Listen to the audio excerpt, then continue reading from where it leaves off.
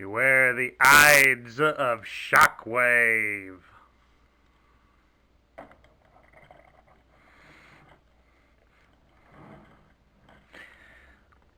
Logic always did say bigger was better.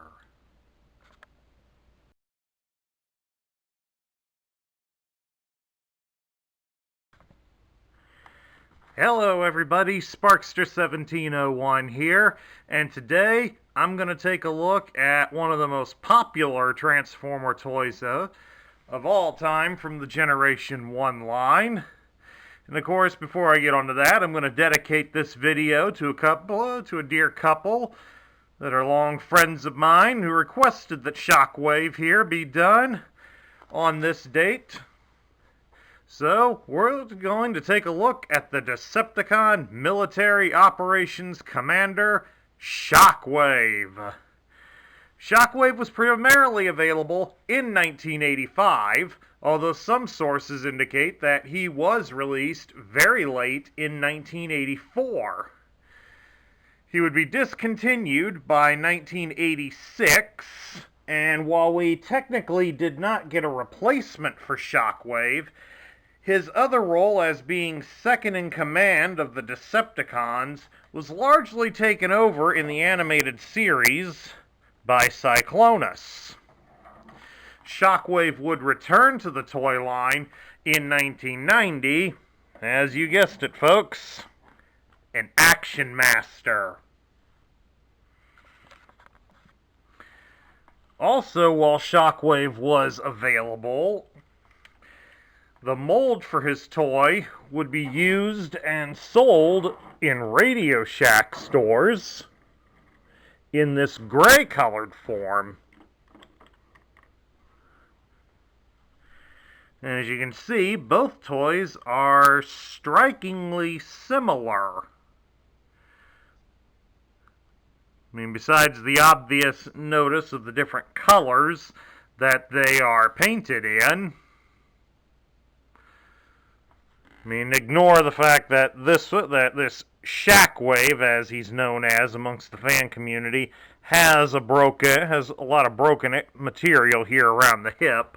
The plastic on this toy is a bit brittle, although Shockwave here is also one of the most fragile Transformer toys from the G1 line, excluding possibly the later ones that suffer from gold plastic syndrome. Just about every section here on Shockwave can, in some ways, get defective and wear down, eventually break off. I mean, mine here's in pretty good shape, although the joints in his knees are a little weak, so you may notice if I shift him over to the sides, he does tend to let one leg shrink in and topple over. There is a complete list of all of the fragile areas of Shockwave that was written up on a blog on the website Transformerland. There is a link to that blog down here just beneath this video. I highly recommend that all of you who are looking into getting a Shockwave toy go over and read that blog on Transformerland. And of course, while you're there, go ahead and take a look at the Transformerland store and see what you can find in ways of vintage, classic, or modern Transformers, or various other toy lines. Highly recommend you do that, folks. One last bit of Shockwave trivia before we get started is that the name was obviously very popular at Hasbro, because in 1988 they used the name in the G.I. Joe toy line for a SWAT specialist who joined the Joe team. Give a special shout out to the YouTube channel Hooded Cobra Commander 788 for showing a video on Shockwave back in January. Now, if the mention of Shockwave being released in 1984 is correct, that would mean that Shockwave was would be the first electronic Transformer toy released, just barely beating out Omega Supreme, who came out the same year. Shockwave runs on a 9-volt battery, which is inserted in his backside. It's easier to show it to you when he's in his alternate mode, and I will show that to you when we transform him. The trigger mechanism here on his abdomen, or even on Shockwave's here, does allow him to light up his hand and gun arm, plus also make some annoying noises. Try this again.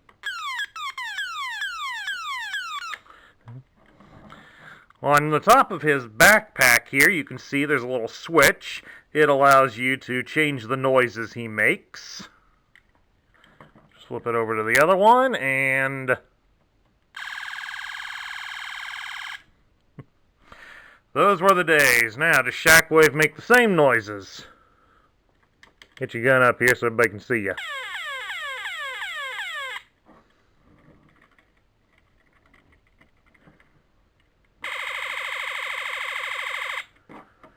Not quite entirely, but they are very similar. And in many ways, they were also annoying to our parents. I think these toys were purposefully done to make those annoying noises so that our parents would eventually do the sensible thing, take the toys away from us, and throw us outside for the day. Alright, let's get Shockwave out of the way here. We'll bring him back later. Taking a look now at Shockwave, and let's take a look at his articulation. And Shockwave surprisingly had a considerable amount of articulation for a Transformer toy. The head kind of rocks back and forth to the sides, doesn't really do much of anything. You can adjust his arms at the shoulder. They don't exactly rotate, but they can be raised up. He does have a joint here at the elbow. Quit sinking down, Shockwave.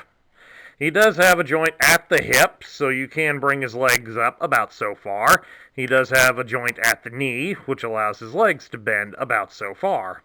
And he does have a joint at the ankle, but that's more for transforming him than for anything else.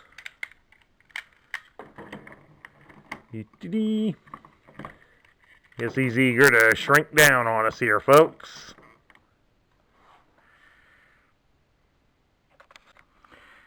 Before I move on to other things with Shockwave, I want to quickly point out that briefly in the GoBots line, they also had a laser gun-like character. It was basically called the GoBot Laser Gun. As you can see there, he does have one feature somewhat striking and similar to Shockwave in the fact that his one hand is a gun cannon. But as you can see, it's his right hand, whereas with Shockwave, it is his left.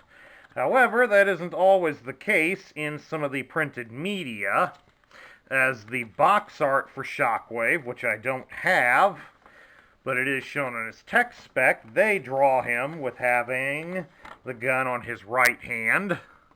Plus also in the 1985 checklist, as you can see right there, they reversed the picture of Shockwave, so the gun is in his right hand. Never mind the fact that over here on the large advertising poster, Shockwave here is seen with the cannon in his left hand.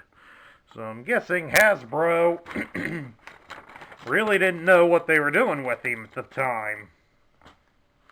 And yes, if you folks are wondering, this guy also makes annoying noises. People often gripe about the position of Shockwave's trigger. I mean, yeah, I can see where part of the humor comes from since it is just above the groin area, but it is more in Shockwave's abdomen. However, on the GoBot, it is down right at his butt. Now, you tell me, folks, which is more disturbing to pull.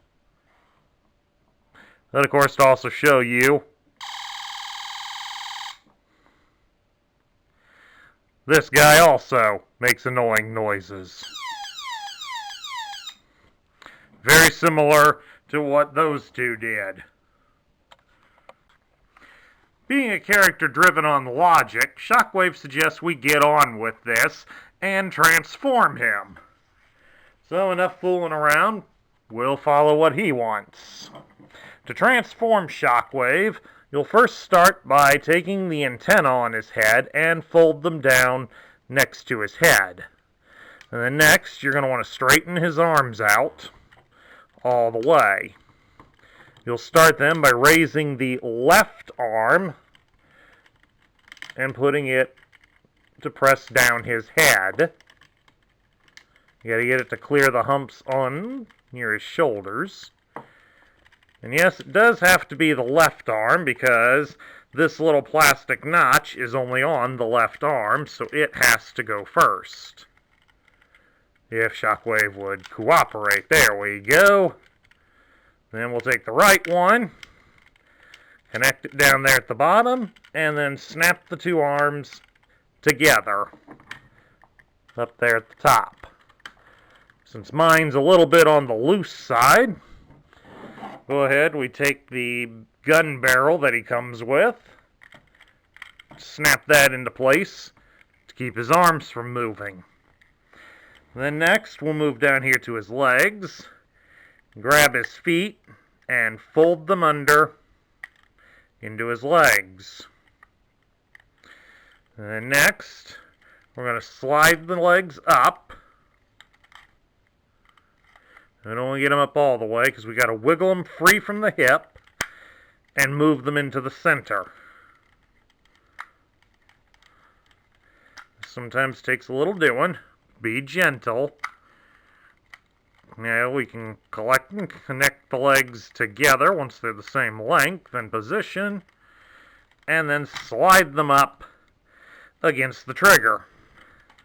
Then lastly, grab the backpack and fold it down and snap it into place. Straighten the arms a bit, and we raise up the sight. And there you have it, folks. Shockwave is in his alternate mode, a laser cannon. There's no real decent way to set him down and let y'all see him totally clearly without him collapsing. And of course, in this mode, you do have access to the trigger, so he will light up and make noises. Just like that. And of course, now the noise changer is here at the back of the gun. I like the other one better, it's less annoying. And right up here, this is his battery cover. Just simple, push in the peg, and there it is, 9-volt battery. So you'll always want to check to make sure that's in good condition. Put that back in there. Now, Shockwave being done in a purple gun works out better for him in the long run. Since in the early 1980s, about the time when he was being released, there was new regulations coming out from the government to make toy guns look less like real guns. So the obvious choice in that sense was to paint them in colors that would not confuse people into believing that they were real guns. So gray and black started to become a no-no. With Shockwave here being in a purple color, he would not be mistaken for a toy gun. Of course, another famous toy gun of that era that suffered from that was the Zapper gun from the Nintendo Entertainment System. As you can see here, this was also originally in gray. It would later be released in red. Although, as you can see, mine has a pretty interesting add-on to it. Although I think most of us would agree, we'd probably have rather spent several hours playing Duck Hunt with Shockwave than with this thing. Okay, dog, you were thinking, did he fire 2 shots back there, or 3? Well, in all the confusion and with your annoying laughing, I kind of lost count. So, there's either 1 shot left in this gun or none. So the question you should be asking yourself is, do you feel lucky? Well, do you, dog? Ah, to heck with it.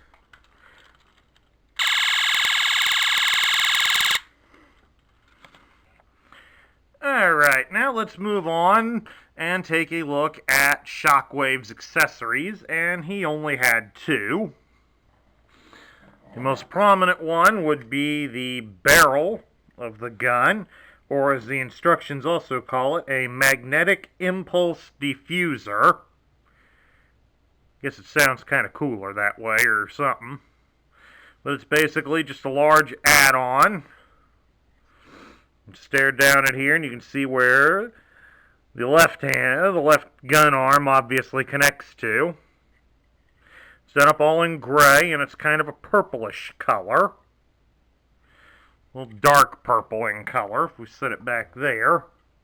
One that Shockwave came with here is just slightly on a lighter shade. It's very, very subtle. Almost impossible to tell the difference between the two. Or at least on this video, it's a little difficult to tell. I mean, as you can see, even staring down the barrel, Shockwave's is here on the left, and the Shockwave one is here on the right. And you can see they are very similar in color, but it does also look like that the housing inside this one, the one for Shockwave, way down here at the end, there's a little more of a recessed area for the gun barrel to rest in, whereas the one for Shockwave is next to non-existent. All feels kind of smooth in there, so it doesn't feel like it was broken or anything, but it could have been.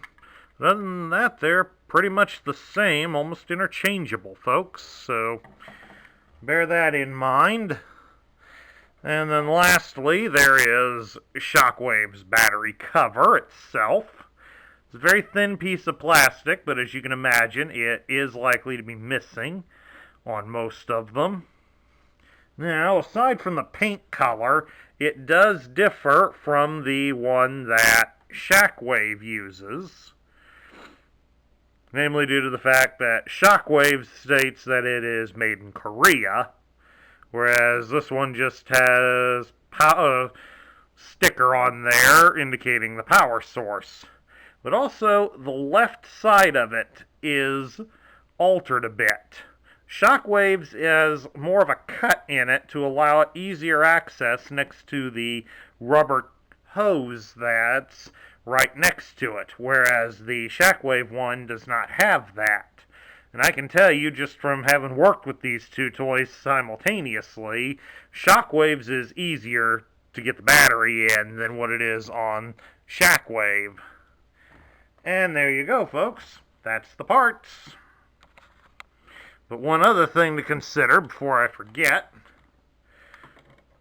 is, according to Mark Bellomo's Transformer toy book, the sight here on the back is also prone to being removed, especially since, as you can see, it is a very thin piece of plastic, and it's only connected by a couple of long posts, so if mishandled, it could be broken off of Shockwave, so always check loose ones to make sure it has that.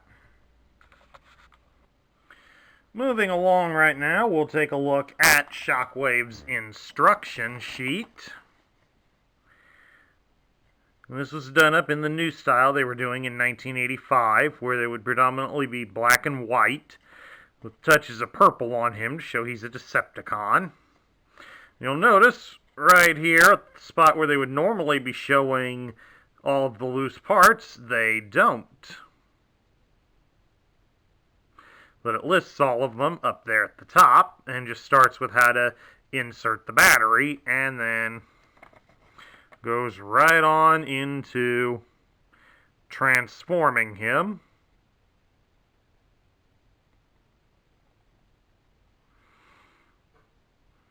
Of course, right here they leave an error in leaving the rangefinder, as they put it, sticking straight up when that should be folded down.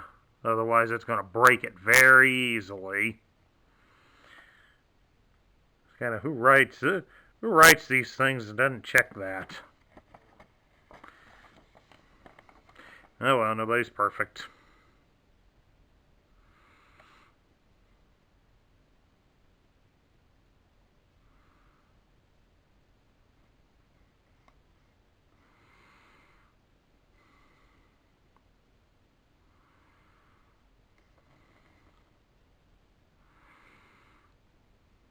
And humorously, here at the end, they show a couple of alternate transformations.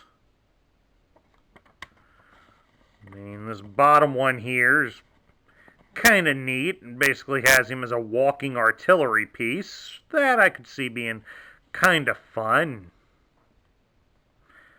This top one here, I don't get it, folks. I mean, yeah, it'd be nice if he could kind of sweep from side to side. That might be kind of cool, but it's only just the one end that has a cannon. The other one is just his hand. So, it kind of limits the usefulness of it. Like I said, I don't get it, but maybe that's just me. Then we move on here to the last page. It shows the clipping of his robot points, and to also get the tech spec and how to read it. But before we go to his tech spec, I do have a little bonus to show off to you. Well, we got plenty of bonuses this time around. Shockwave is one of my favorites. But I do have a set of instructions for his Astro Magnum. This is basically what would be the Radio Shack instructions. These aren't exactly the best because they are not really all that readable.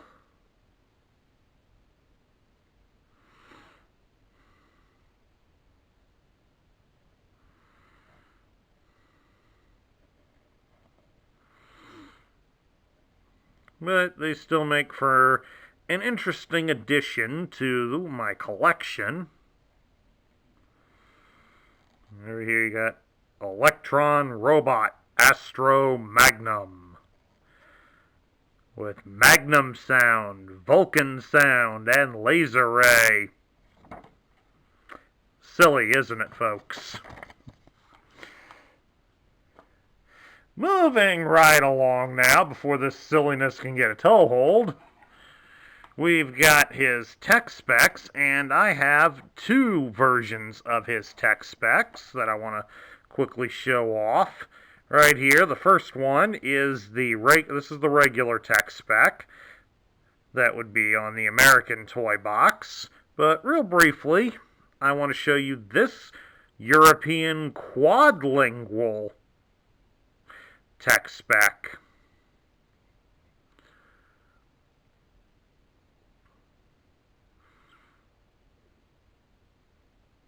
So you can see this is a rather interesting one.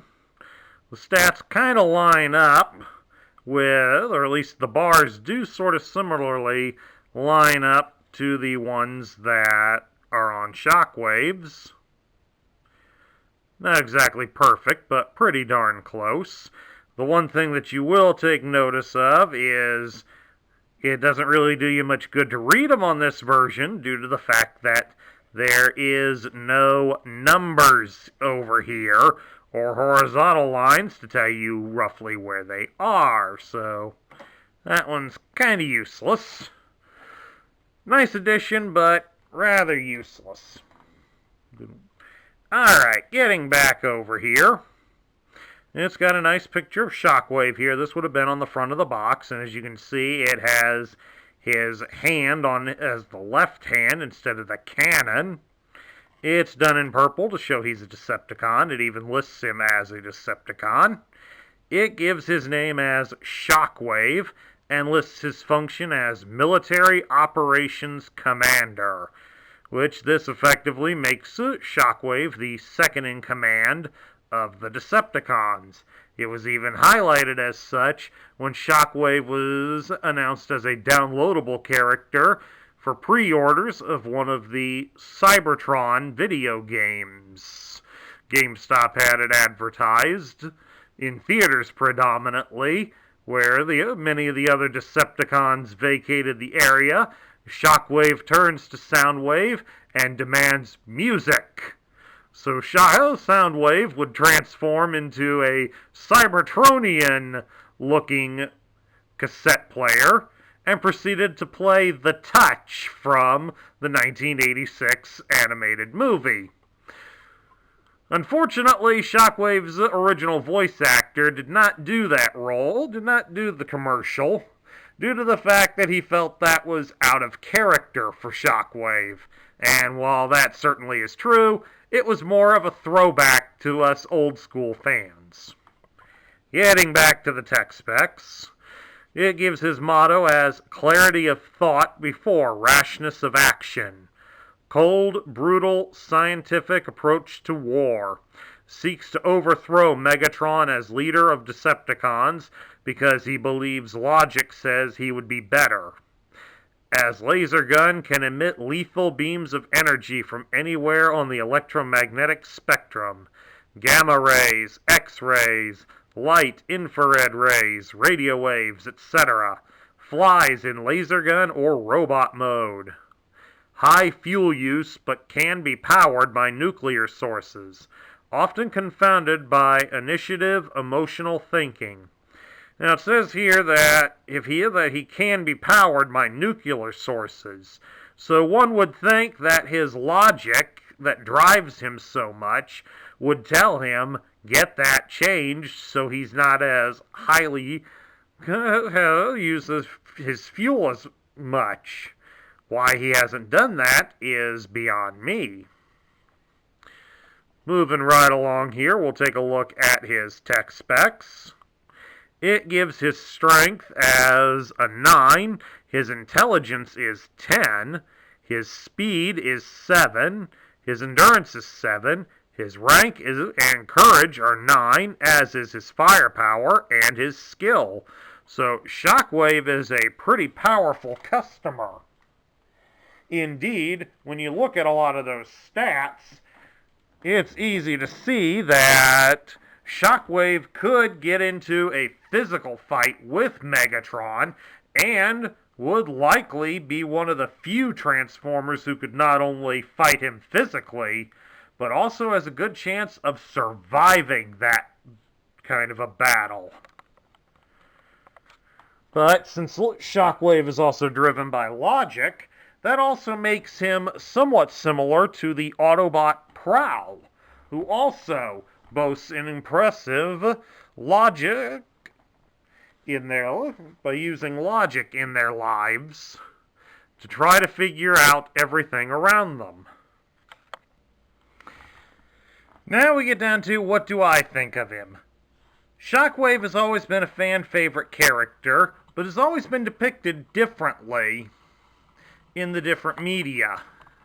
In the early comic books, Shockwave followed more like how his tech specs described him. He was, like all the other Decepticons, scheming to overthrow Megatron, but he ended up playing more of a loyal Decepticon in the animated cartoon, with no hints of him even wanting to take control away from his leader. The comic books, especially some of the more modern ones, have depicted Shockwave as also being a scientific thinker, and in many ways his tinkering on trying to discover the next evolutionary step for the Transformers ended up creating the Duocons and the Triple Changers. So in some ways, due to his findings on what allows a Transformer to adopt multiple roles could also have led to the creation of the two six changers, and to some degree been beneficial in the creation of the combiners. So, as a character, Shockwave ranks pretty high. I mean, let's face it, when it was announced years ago that he would be appearing in Dark of the Moon, that did generate a lot of buzz and excitement for fans. Although I think more of the buzz for that movie came with the replacement of Megan Fox, but take that as you may. As a toy, Shockwave was the end of an era, at least for it here in the American line, as Shockwave was the last gun character to get released under the Transformer banner here in America due to changing toy laws. Gun-type Transformers would still be released in Japan, as they had one called Browning that was released during about 1987 or 88. But Shockwave would be the last one to come out in the American line. As a toy, he's not too bad. I had always wanted him as a child. I never did get him, and seeing as by the annoying noises he makes, I can see why I didn't get him. But from a collector's standpoint, Shockwave's also pretty hard to find in good shape. After reading the blog that I mentioned earlier, I consider myself fortunate to have found one in such good shape. This Shockwave in particular, I bought at a toy show in Cincinnati.